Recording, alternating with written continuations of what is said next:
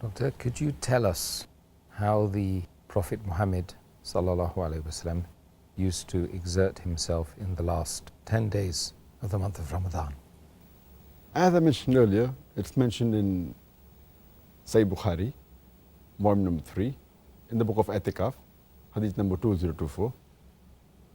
Prophet Muhammad, peace be upon him, during the last 10 days, he used to tighten his waist. And he used to pray in the last 10 nights of Ramadan, and he used to wake up his family and keep his family awake, and he used to exert himself. From the hadith we come to know that the first thing the Prophet did was to tighten his waist. That means he used to work hard. And secondly, he used to abstain from having a relationship with his wives, because he used to be in Atikaf in the last 10 nights.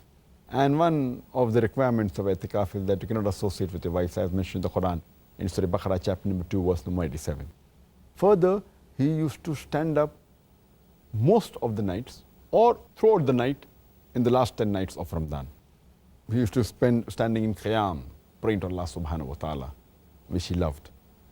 There is a prohibition you should not stand the full night, but that's all the nights, every night of the year.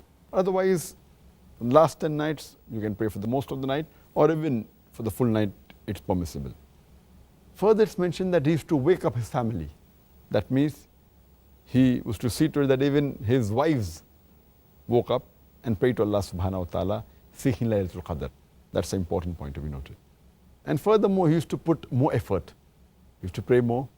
He used to do more dua, do more dhikr, trying to come closer to Allah subhanahu wa ta'ala during the last 10 nights.